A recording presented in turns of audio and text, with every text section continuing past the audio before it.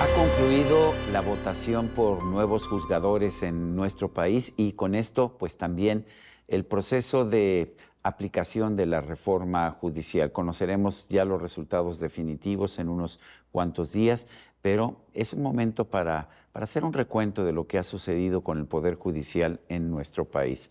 Yo quiero agradecer la presencia en este programa de Claudia de Buen. Ella es licenciada en Derecho por la Universidad Autónoma Metropolitana y maestra por el Instituto de Ciencias Jurídicas de Estudios Superiores. Es socia del bufete de Buen, fue presidenta de la Barra Mexicana Colegio de Abogados AC y siempre es un gusto para mí, por supuesto, conversar con Claudia de Buen. Pues se concretó la elección, ya tenemos a los nuevos juzgadores, ya sabemos en buena medida cuáles son, faltan decisiones finales, hacerlo formal por parte del INE, después vendrán quizás las apelaciones o las denuncias ante el Tribunal Electoral del Poder Judicial de la Federación. Pero la presidenta Claudia Sheinbaum nos dice que esta elección para juzgadores nos convierte en el país más democrático sobre la faz de la tierra.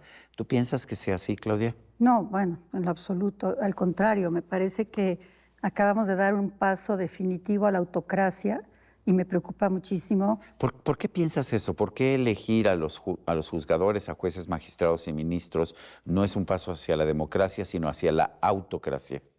Porque los magistrados, jueces y ministros no se eligen por voto popular, se tienen que elegir por sus capacidades, por su historia, por sus, por la carrera judicial que han venido desempeñando, porque tienen que ir,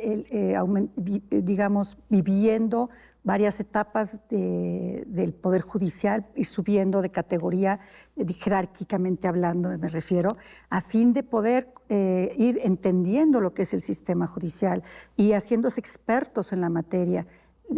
Para elegirlos, porque tienen 5 años de práctica y 5 cartas de sus vecinos o gente que los conozca, me parece una burla a todo este historial de ellos. Pero el expresidente López Obrador decía que era muy fácil, que los chicos que salían de la escuela ya tenían el conocimiento para ser jueces, magistrados o ministros. Pues eso demuestra una enorme ignorancia del expresidente López Obrador, porque el derecho es complejo, es muy complejo, sobre todo porque cada vez está más especializado en diferentes ramas, hasta, digamos, desde lo más sencillo que es, y no sencillo de práctica, pero más conocido, que es el civil, el familiar, penal, laboral, mercantil, hasta lo más complicado que puede ser el derecho aeronáutico, el de telecomunicaciones.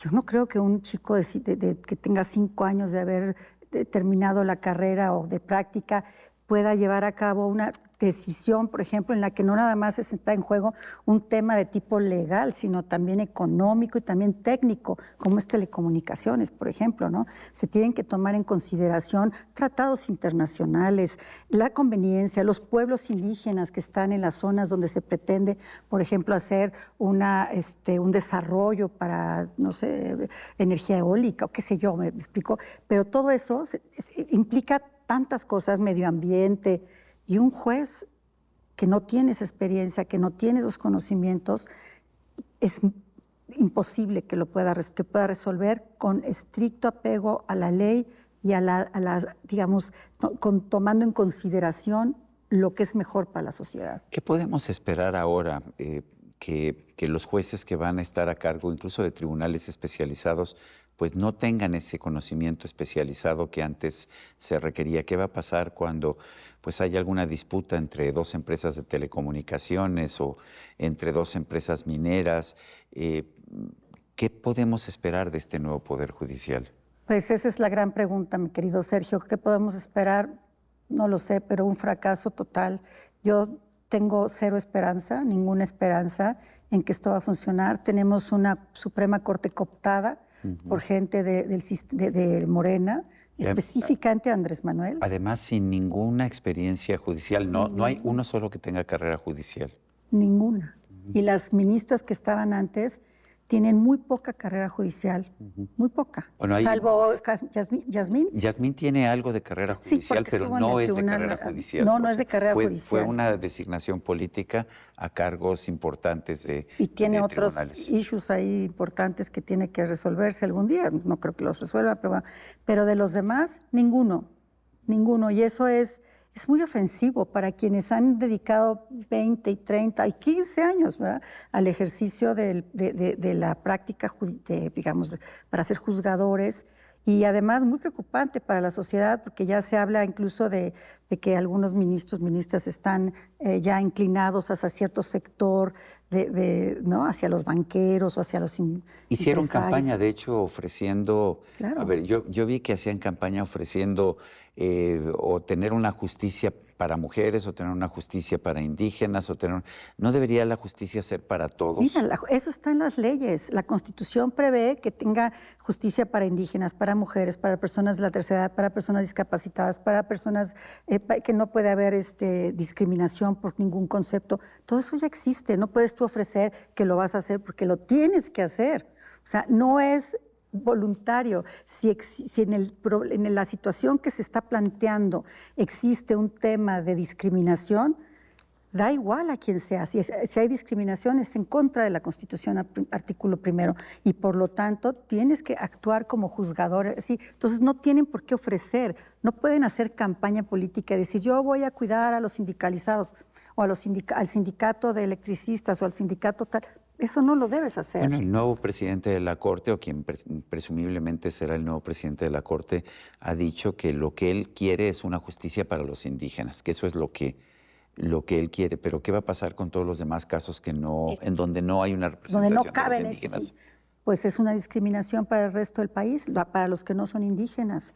Y si hubiera una disputa, digamos, sobre la propiedad de un predio entre un indígena y un mestizo, ¿significaría esto que en automático habría que darle la razón al indígena? No, desde luego que no. Hay que ver cuáles son los antecedentes y por qué se están disputando la propiedad, porque en qué basan cada una de las partes su legitimación para detentar que son propietarios de ese inmueble. En fin, habría que verlo y no se puede favorecer por ser indígena o por ser mujer o por ser persona de la tercera edad si la ley habla exactamente de lo contrario. Lo que sí es que cuando hay menores se les tiene que dar a los menores un trato especial. Eso está establecido en la ley. Está en la ley. Está en la ley, hay protocolos y hay tratados internacionales, también a las mujeres. Desde luego, hay muchos tratados en ese sentido, pero no se puede afectar a una persona porque que tiene una propiedad, porque llega un grupo indigenista que, con todo mi respeto, ¿verdad?, no lo estoy hablando en lo absoluto de manera peyorativa. Sí, pero si un grupo de indígenas llega y se quiere establecer, ocupa una propiedad privada, en realidad los tribunales tendrían que decir, pues se tiene que respetar la propiedad, aunque no sea de un indígena, ¿no? Así es, se tiene que respetar la propiedad, porque si no se está afectando a otro mexicano. Y no hay... Bueno, y aunque fuera extranjero, también tiene derechos, a quien sea, ¿no? el propietario, se está afectando, y la Constitución es muy clara en aplicar la ley como debe de ser. Veremos una politización de la justicia. Claudia. Ya está, Sergio. El mismo informe de la OEA indica que hubo una presencia de partidos en las casillas electorales. ¿Te refieres a la misión electoral de la OEA? Que a propósito, el gobierno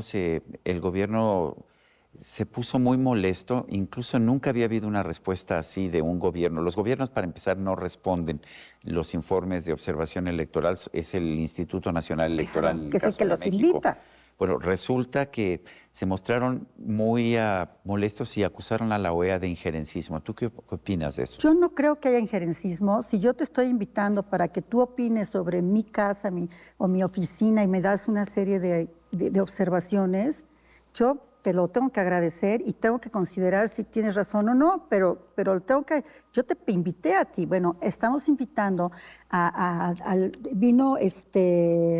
vinieron no sé cuántas personas. Sí, la misión eran 16, 17. Y encabezada porque luego te dicen, es por que la OEA es Heraldo Muñoz, que fue ministro durante el gobierno de Michelle Bachelet y ministro durante el gobierno de Ricardo Lagos, los dos presidentes socialistas de Chile. Socialistas de izquierda, entonces no podemos decir que es una tendencia a la derecha, no tiene absolutamente nada que ver. Y hicieron un trabajo desde el 24 de mayo hasta la fecha, siguen trabajando en un informe, porque este es preliminar. Sí. Y el informe preliminar es contundente, Sergio, de todo lo que nosotros fuimos diciendo a lo largo de todo el año que pasó, más de un año, del 5 de febrero a la fecha, sobre esta reforma que fue mal planeada, con poco tiempo, pero además, o sea, un plazo breve, un alto porcentaje de votos nulos, un alto porcentaje o sea, no hubo ningún control sobre los gastos electorales sobre todo de las 3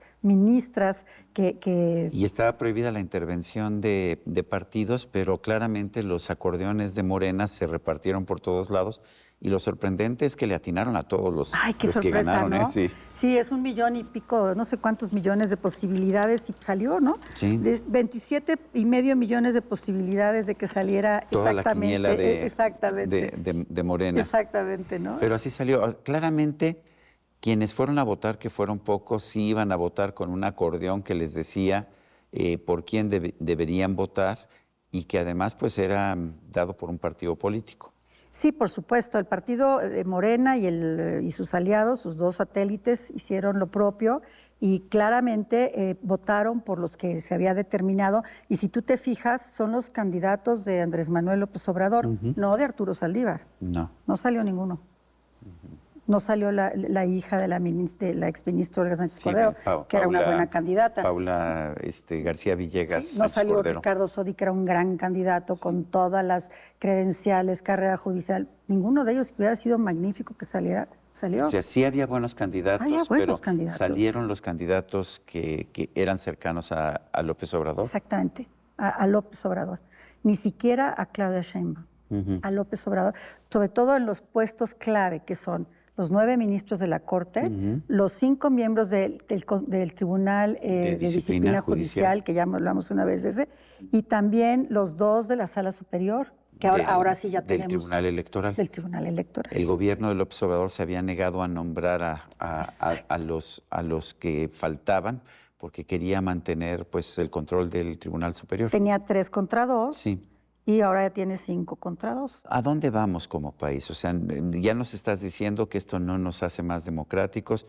Países que son considerados como ejemplos de democracia en el mundo, como Dinamarca y Noruega, que aparecen en primer lugar en casi todas las listas internacionales de países más democráticos, pues tienen un servicio profesional para escoger a los candidatos a jueces, magistrados, y el equivalente a los ministros de la Suprema Corte de Justicia. Ahora tenemos por primera vez, o vamos a estrenar, tribunales sin ninguna experiencia, sin carrera judicial, sin conocimientos. ¿Hacia dónde va nuestro sistema judicial? Mira, a mí me preocupa mucho. Yo sé que, por ejemplo, en materia de derecho privado, que es las materias que te cité hace rato, podemos utilizar los medios alternativos de solución de controversias. Yo soy mediadora y ahora la estoy promoviendo porque realmente el litigio, que claro, a mí me deja mucho más un juicio que una mediación, pero ya no podemos confiar en ningún, como negocio, no podemos confiar en ningún en ningún juzgador porque no sabemos quiénes son, no sabemos, y además ellos se van a recargar mucho en los secretarios y ellos son los que van a resolver, que afortunadamente tenemos gente que preparada dentro de los secretarios de los juzgados, de los tribunales colegiados y los juzgados de distrito, pero en realidad sí está muy complicada la situación. Hay temas que no se pueden someter a arbitraje o a negociación y que tienen que someterse a un juzgado federal. Muchos de esos temas son en los que vamos a tener graves problemas porque siempre le van a dar la razón cuando sean temas administrativos, por ejemplo, al gobierno. Eso ya lo tenemos. ¿Y cuál va a claro. ser el papel del Tribunal de Disciplina? ¿Presionar a estos jueces? Por supuesto, ese es el gran tema. El Tribunal de Disciplina Judicial lo que va a hacer es decirte cómo tienes que dictar tu resolución y decirte qué pasa si no la dictas. Porque puede haber sanciones en contra de los jueces que no. Pueden haber una carpeta de investigación y cárcel. En la cárcel. Bueno. O sea, está delicadísimo. O sancionarte un tiempo o quitarte tu empleo, que es lo de menos, ¿no? Bueno, pues Claudia de Buen, gracias por ayudarnos a entender esta elección judicial y la reforma al Poder Judicial. Al contrario, muchas gracias por invitarme y felicidades por estos 28 años de la entrevista. Muy bien, ya usted, amigo, que al vernos y escucharnos hace posible este programa, se lo agradezco también. Esto es todo por hoy, pero no se lo olvide. Nos vemos la próxima.